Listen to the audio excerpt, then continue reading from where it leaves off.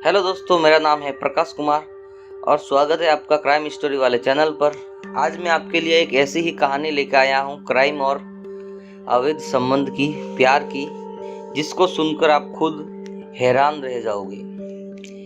तो ये कहानी है राजस्थान के अलवर की। बात है 2017 की, जब एक खबर सामने आती है कि एक ही घर में 5 जनों का कत्ल हो जाता है।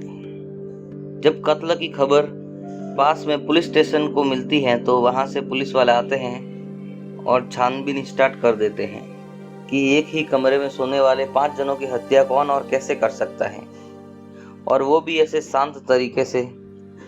पुलिस इनका पता लगा ही रही होती है कि उनको कुछ क्लू मिलता है।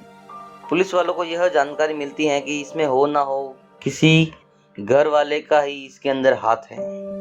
तो पुलिस वाले सब घर वालों से पूछताछ करती है और इस मौत के सदमे से उसकी मृतक की पत्नी होती है, वो बेहोश हो जाती है, उसकी हालत खराब होती है और वो एडमिट होती है हॉस्पिटल में। मृतक की पत्नी हॉस्पिटल में एडमिट ही थी कि पुलिस वाले उसका हालचाल पूछने और घटना के बारे में जानकारी लेने हॉस्पिटल पहुंचते हैं। पुलिस को लगता है कि हो ना हो इस हत्या के पीछे पत्नी उसी का हाथ हो सकता है। तो पुलिस वाले डॉक्टर से पूछते हैं कि इस महिला को होश में आने में कितना टाइम लगेगा। वैसे तो इनकी तबीयत बिल्कुल ठीक है, लेकिन ये होश में जानबूझ के नहीं आ रही है। इनको होश है लेकिन ये आंखें नहीं खोल रही हैं। ये कुछ ना कुछ छुपा रही है, बचने का प्रयास कर रही है। तो पुलिस को जैसे ही ये रिपोर्ट पता चलती है डॉक्टर के द्वारा हॉस्पिटल से, पुलिस वालों को एक लीड मिलती है कि हो ना हो इस 5 हत्याओं के अंदर इस संतोष शर्मा का ही हाथ है। ये संतोष शर्मा वही महिला है जो उस मृतक की पत्नी है। जैसे ही महिला होश में आती है तो उससे पुलिस वाले पूछताछ करते हैं और वो पुलिस वालों को बताने लगती है। तो कहानी कुछ इस प्रकार शुरू होती है कि वह महिला जो कि संतोष शर्मा है, उस मृतक की पत्नी। संतोष शर्मा ताइक्वांडो कोच थी जिसकी शादी 1999 में हुई थी। वह बच्चों की कोच थी और कोचिंग करवाती थी। तो वो कोचिंग कराते कराते उसको एक 10 साल छोटे लड़के जिसका नाम है हनुमान जाट से उस महिला कोच की बनने लगती है। उसको उस महिला कोच से प्यार हो जाता है धीरे धीरे, और उस संतोष शर्मा और हनुमान के बीच में अवैध संबंध की शुरुआत हो जाती है।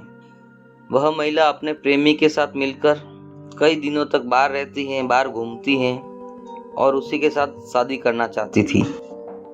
तो महिला ने अपने प्रेमी के साथ मिलकर पति और पति के तीनों बेटों और एक भतीजे को ठिकाने लगाने का सोचती है। फिर एक दिन क्या होता है कि वो लगातार उनको ठिकाने लगाने के लिए 3 महीने से प्रयास कर ही रहे थे कि एक दिन उनको मौका मिल ही जाता है। तो महिला पूछती है कि इनको कैसे ठिकाने लगाया जाए। तो हनुमान उनको आइडिया देता है कि तुम्हें नींद की गोलियां इनको खाने में खिलाकर इनको सुला देना है, फिर हम आ जाएंगे। तो महिला कोच जो कि बेहद ही खूबसूरत थी, उसने अपने प्रेमी को पाने के लिए कुछ आगे पीछे नहीं देखा। उस महिला कोच ने सिलबट्टे पर बहुत सारी नींद की गोलियों को पीसा और रायते के अंदर मिला दिया, और जैसे ही शाम को सब जने भोजन करने लगे तो उसने सबको खिलाया। लेकिन एक उसका बड़ा बेटा था, उसकी तबीयत खराब होने के कारण उसने रायता नहीं पिया।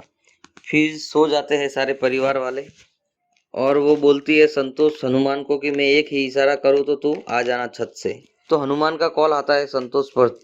तो संतोष बोलती हैं कि अभी नहीं आना है, अभी वो बड़ा वाला बच्चा जाग रहा है, उसकी तबीयत खराब होने के कारण उसने रायता नहीं पिया है, तो वो जाग रहा है। जब वो गहरी नींद में सोएगा तो मैं तेरे को बुला लूंगी। जैसे ही रात को 2-3 बज जाते हैं तो संतोष हनुमान को फोन करती है और उसको बुलाती है। हनुमान छत के रास्ते से सीढ़ी से होकर अंदर घर में घुस जाता है और उसके साथ उसके 2 दोस्त और होते हैं जिनको उसने मात्र 3,000 रुपये देकर हत्या करने के लिए लाया था। सबके हाथ में चाकू होते हैं और संतोष के पति और उनके सारे बच्चे नींद में होते हैं।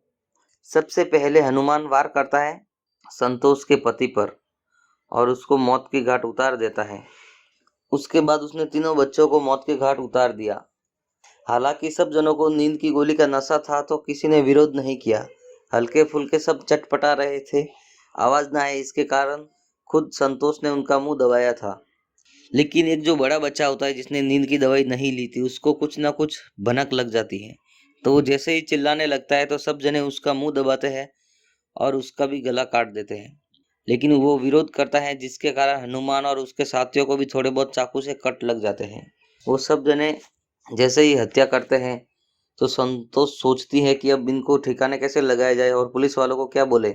संतोष पति की हत्या और बच्चों की हत्या को छुपाने के लिए अपनी एक्टिवा की चाबी दे देती है हनुमान को, और वो ऐसा प्लानिंग करती है सामान बिखेर के कि डाकू आए थे, इसके घर में चोरी वगैरह की और इसकी एक्टिवा से फरार हो गई। हनुमान और उसके दोनों साथी एक्टिवा लेकर फरार हो जाते हैं और वो सुबह जल्दी से ट्रेन में बैठकर कहीं पे जाना चाहते थे, लेकिन सुबह उनको ट्रेन नहीं मिलती है। तो वो एक्टिवा को उधर ही कहीं पे लावारिस छोड़कर तीनों अलग अलग दिशा में निकल जाते हैं। उसके दोनों दोस्त गांव चले जाते हैं और हनुमान खुद अपने पुराने घर पर चला जाता है। लेकिन जैसे ही पुलिस वालों को पता चलता है तो उनकी कॉल डिटेल खंगाली जाती है, उनकी लोकेशन ट्रेस की जाती है और पता लगाया जाता है कि वो कहाँ पे छुपे हुए हैं। जैसे ही पुलिस को उनकी लोकेशन का पता चलता है तो पुलिस तुरंत ही जाकर उनको उस लोकेशन पर धर दबोचती है और ले आती है थाने।